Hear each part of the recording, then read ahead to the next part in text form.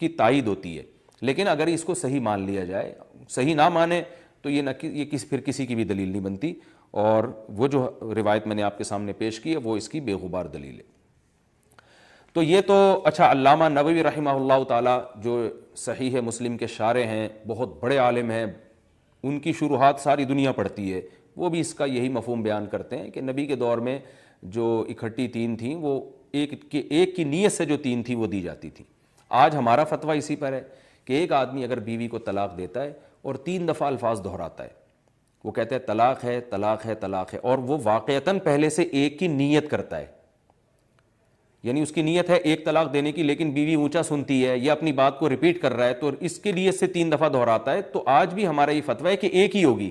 لیکن اگر یہ مسئلہ مفتی کے پاس آیا، قاضی کے پاس آیا، بیوی نے سنا تو پھر وہ 3 سمجھے گی،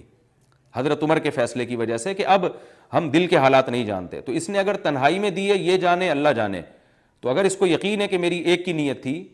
تو پھر وہ ایک ہی سمجھے گا، لیکن یہ بات بیوی کو بتا نہیں سکتا وہ کہ میں نے تمہیں 3 دی ہیں لیکن ایک کی نیت سے، کہ بیوی یہی سمجھے گی کہ بھائی 3 ہو گئی ہیں، کیونکہ ہمیں کیا پتا کہ دل میں نیت تھی یا نہیں تھی، یا سرے سے کوئی نیت ہی نہیں تھی کسی کی تو بھی 3 دے گا تو بھی 3 ہی ہوں گی۔ تو اس لیے کہ جب نیت ہی نہیں تھی تو ہر لفظ عمل کرے گا اس پر، اور ہر لفظ سے ایک الگ طلاق مراد ہوگی۔ تو یہ ہے اس حدیث کا جواب جو میں نے آپ کے سامنے پیش کی۔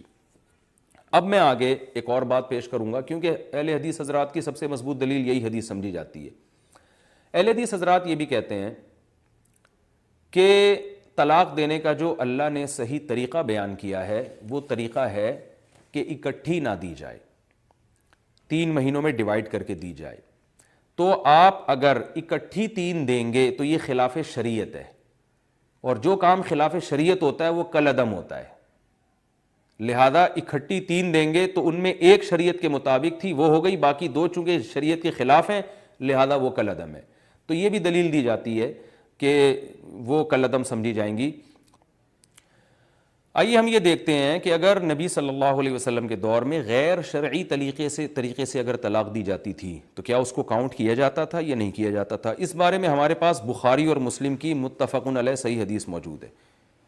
اور یہ حدیث کی دوسری کتابوں میں بھی ہے۔ میں حدیث پڑھ کے سناتا ہوں۔ عن یونس بن جبیر قال قلت لابن عمر رجل طلق امرأته وهي حائض قلت هل عد ذلك طلاقا قال أرأيت إن عجز واستحمق وفي صحيح مسلم قال قلت أفحسبت عليه قال فما۔ پوری میں روایت اس لیے نہیں پڑھ رہا کہ جو اس کے جو خاص مرکزی الفاظ ہیں نا اس کو فوکس کر رہا ہوں میں۔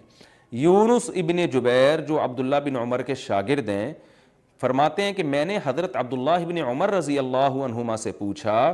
کہ ایک شخص ہے جو اپنی زوجہ کو حالت حیض میں طلاق دیتا ہے،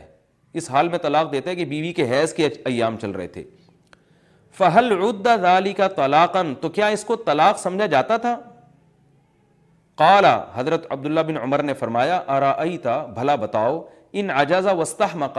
ایک آدمی صحیح طرح سے طلاق دینے سے عاجز آ گیا اور حماقت کا ارتکاب کیا، یعنی سوال ادھورا کر کے چھوڑ دیا عبداللہ بن عمر نے، یعنی بھلا بتاؤ ایک آدمی حماقت کا ارتکاب کر رہا ہے اور آپ اس کو یہ پروٹوکول دے رہے ہو کہ طلاق بھی شمار نہ کرو، یہ کیسی بات کر رہے ہو؟ آگے صحیح مسلم میں اور واضح الفاظ ہیں، میں نے پوچھا آفا حسیبت علیہ، کیا اس طلاق کو کاؤنٹ کیا گیا تھا؟ اگر کسی شخص نے، یعنی نبی کے دور کے بارے میں ہی عبداللہ بن عمر سوال پوچھ رہے ہیں، اور حقیقت میں عبداللہ بن عمر نے خود حالت حیض میں طلاق دی تھی، تو آپ ہی کے بارے میں پوچھ رہے ہیں وہ۔ پوری سند جب میں پڑھوں گا نا تو انشاءاللہ جب جمہور کے دلائل دوں گا، جو 3 طلاق کو 3 کہنے والوں کے میں دلائل دوں گا، اس میں پوری یہ حدیث پڑھوں گا، تو یہ کام عبداللہ بن عمر نے خود کیا تھا۔ نبی صلی اللہ علیہ وسلم کے دور میں حضرت عبداللہ بن عمر نے خود اپنی بیوی کو حالت حیض میں 1 طلاق دی تھی، بخاری اور مسلم کی حدیث ہے یہ۔ تو ان سے جب پوچھا گیا کہ کیا اس طلاق کو کاؤنٹ کیا گیا، آپ نے فرمایا ہاں کاؤنٹ کیا گیا، تو یہ نبی کے دور میں ہی کاؤنٹ کیا گیا تھا کیونکہ طلاق انہوں نے نبی کے دور میں دی ہے۔ تو اب بتائیں، حیض کی حالت میں طلاق دینا غیر شرعی ہے، لیکن نبی صلی اللہ علیہ وسلم کے دور میں اس طلاق کو کاؤنٹ کیا گیا ہے۔ تو میں اب دوبارہ الفاظ پڑھ دوں، فرمایا صحیح مسلم میں حدیث نمبر 1471 میں ہے، قال قلت افحسبت علیہ، کیا اس طلاق کو شمار کیا گیا تھا؟ قال فما، تو اور کیا ہوتا؟ عبداللہ بن عمر نے فرمایا اور کیا ہوتا، یعنی اس کو تعجب ہو رہا ہے کہ اس کو آپ کیسے سوال پر کر رہے ہو کہ اس طلاق کو کیا کاؤنٹ نہیں کیا جائے گا؟ تو اس سے پتہ چلتا ہے کہ نبی صلی اللہ علیہ وسلم کے دور میں غیر شرعی طریقے سے طلاق دینے والے کو نہ صرف یہ کہ شمار کیا جاتا تھا، بلکہ جس کو یہ اشکال ہوتا نا کہ شمار کیا جائے گا کہ نہیں کیا جائے گا، اس اشکال کرنے والے پر تعجب کا اظہار بھی کیا جاتا تھا کہ یہ کوئی سوال ہے پوچھنے کا، یہ تو بالکل 2 اور 2 4 کی طرح ہے۔ ایک بات تو یہ ہو گئی۔ دوسری بات یہ کہ ہمارے جو اہل حدیث حضرات حدیث پیش کرتے ہیں کہ نبی کے دور میں 3 طلاقوں کو ایک سمجھا جاتا تھا، میں نے بتایا کون سمجھتا تھا، اس میں اس کی تصریح نہیں ہے، جبکہ بخاری اور مسلم کی حدیث میں تصریح ہے کہ نبی نے سمجھا تھا، کیونکہ عبداللہ بن عمر کا جو پورا واقعہ ہے نا وہ نبی کے سامنے ہوا ہے، حالت حیض میں طلاق دی گئی ہے، نبی کی عدالت میں کیس آیا اور نبی صلی اللہ علیہ وسلم نے ان کو حکم دیا کہ اپنی طلاق سے رجوع کرو، کیونکہ غیر شرعی طلاق دی ہے، ایک دی ہے تو غیر شرعی طریقے سے دی، آپ اس سے رجوع کریں۔ تو عبداللہ بن عمر جو بتا رہے ہیں کہ شمار کیا گیا تھا، تو یہ پورا کیس نبی کے پاس آیا تھا، اس سے صاف پتہ چلتا ہے یہ نبی نے کاؤنٹ کیا تھا، اور عبداللہ بن عمر نے نبی کی موجودگی میں اس طلاق کو جو ہے نا کاؤنٹ کیا تھا۔ اس سے صاف پتہ چلتا ہے کہ رسول اللہ صلی اللہ علیہ وسلم کے دور میں غیر شرعی طریقے سے بھی اگر کوئی طلاق دیتا تو اسے باقاعدہ کاؤنٹ کیا جاتا تھا۔ میں اس عبداللہ بن عمر کے اس واقعے کو بعد میں پھر انشاءاللہ ڈیٹیل سے بیان کروں گا، ابھی تو میں ان حضرات کے دلائل کے مختصر جوابات دے رہا ہوں۔ اچھا، اس حدیث میں ایک مسئلہ یہ بھی ہوتا ہے کہ ہمارے اہل حدیث حضرات یہ بھی کہتے ہیں کہ عبداللہ بن عمر نے جو اس طلاق کو شمار کیا تھا حالت حیض میں، تو بعد میں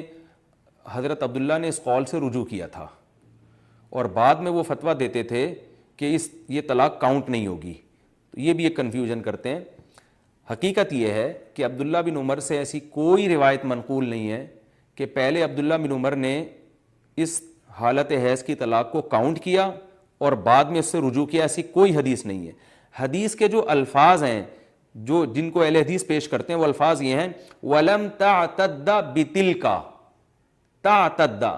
جو عربی گرامر مجھ سے پڑھ رہے ہیں ان کو پتہ ہے کہ تعتدہ یہ واحدہ مؤنث غائبہ کا صیغہ ہے، اعتداد کا معنی شمار کرنا، اصل میں تھا تعتدیدو، تکتسبو کی طرح، اور بتلکا یہ بھی مؤنث چیز کی طرف اشارہ کیا جاتا ہے۔ تو عبداللہ بن عمر سے سوال پوچھا گیا تھا کہ عدت میں اس حیض کو کاؤنٹ کیا گیا، اور حیض کا لفظ حیضہ کا لفظ ہے، حیضہ جو مؤنث لفظ ہے، ایک حیض، تو انہوں نے فرمایا اس حیض کو کاؤنٹ نہیں کیا گیا، یعنی عدت میں کاؤنٹ نہیں کیا گیا۔ تو اس سے ہمارے اہل حدیث علماء کنفیوژن پیدا کر دیتے ہیں کہ دیکھو عبداللہ بن عمر ایک حدیث میں کہہ رہے ہیں کہ کاؤنٹ نہیں کیا طلاق کو، اور دوسری حدیث میں کہہ رہے ہیں کاؤنٹ کیا، تو گویا عبداللہ بن عمر نے رجوع کر لیا۔ ایسا کچھ بھی نہیں ہے۔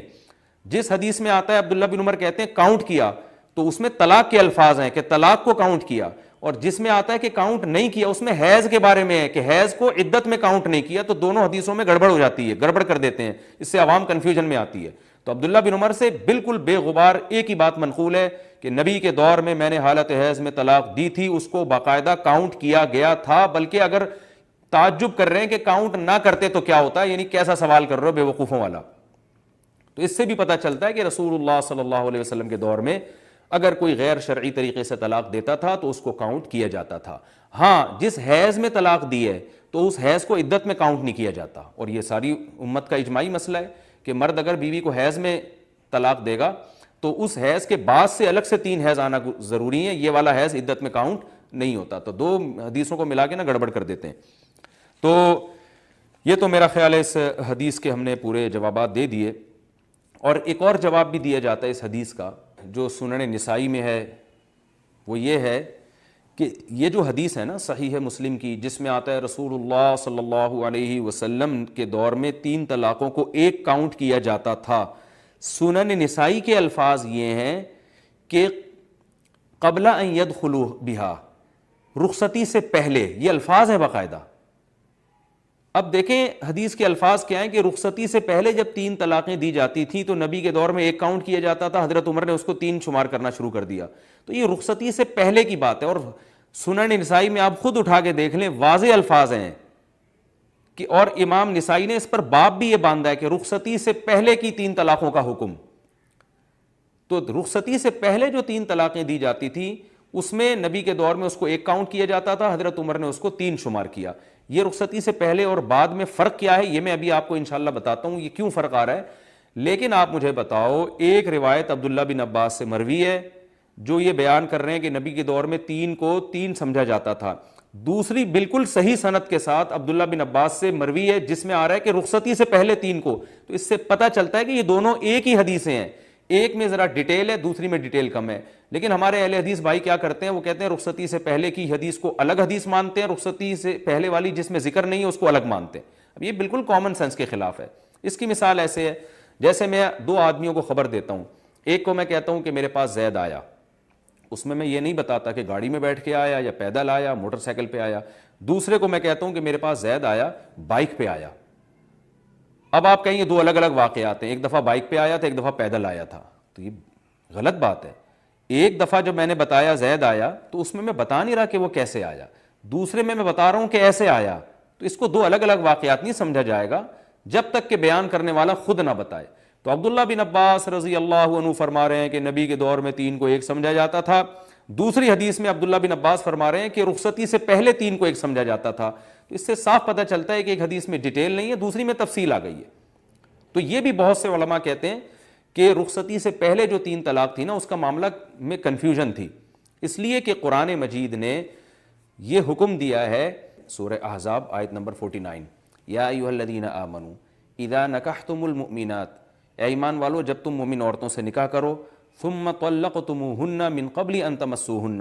پھر تم ان سے ہم بستری سے پہلے ہی ان کو طلاق دے دو، فما لکم علیہن من عدۃ تعتدونہا، تو پھر عورت کے اوپر کوئی عدت لازم نہیں ہے کہ تم اس کو بیٹھ کے عدت کو شمار کرو، یعنی وہ جہاں چاہے نکاح کر سکتی ہے.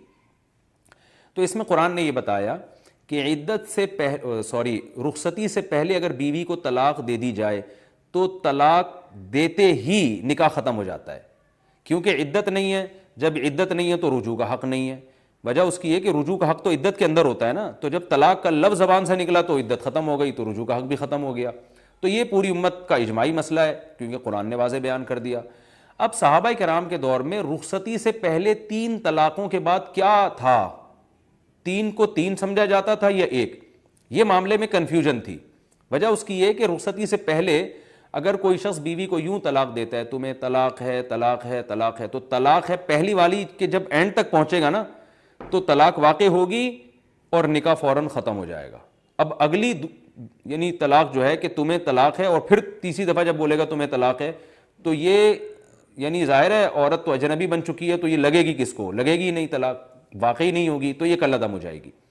لیکن اگر وہ یوں کہے گا تمہیں 3 طلاقیں ہیں، تو وہ تینوں کی تینوں جا کے ایک ہی وقت میں عورت پہ لگ جائیں گی اور وہ مغلظہ ہو جائے گی. تو اس معاملے میں کنفیوژن تھی رخصتی سے پہلے کی طلاق کے معاملے میں. حضرت عمر نے رخصتی سے پہلے والی طلاق کے بارے میں کہا کہ آج کے بعد اگر کوئی زوجہ کو 3 طلاقیں دے گا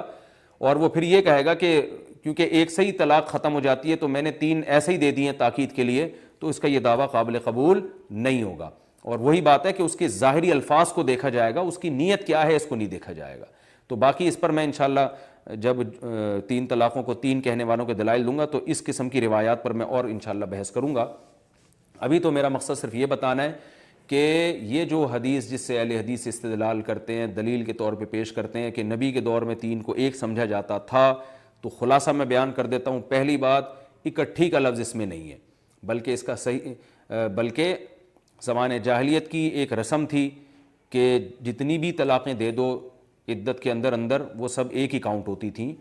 تو بعض صحابہ یہ سمجھتے تھے، نبی صلی اللہ علیہ وسلم یہ نہیں سمجھتے تھے. اور اگر اس سے ہم فرض کر لیتے ہیں کہ ایک مجلس کی 3 کو 3 سمجھا جا رہا ہے، تو اس کا مطلب یہ ہے کہ وہ 3 جس کو ایک کی نیت سے کہا جاتا تھا، حضرت عمر نے نیت کو کالعدم قرار دے دیا. یا یہ رخصتی سے پہلے کے بارے میں، اور رخصتی سے پہلے بھی 1 کی نیت اور 3 کی نیت کی جا سکتی تھی، حضرت عمر نے اس کو نیت کو کالعدم قرار دیا، اور آج بھی یہی حکم ہے جو چلا آ رہا ہے. اور یہ تفصیل اس لیے ضروری ہے، یعنی اس حدیث پر 1-2 اشکالات اور بھی ہوتے ہیں. وہ یہ ہوتے ہیں کہ اگر نبی صلی اللہ علیہ وسلم کے دور میں واقعتاً 3 کو 1 قرار دیا جاتا تھا نا، تو سب سے بڑا سوال یہ ہوتا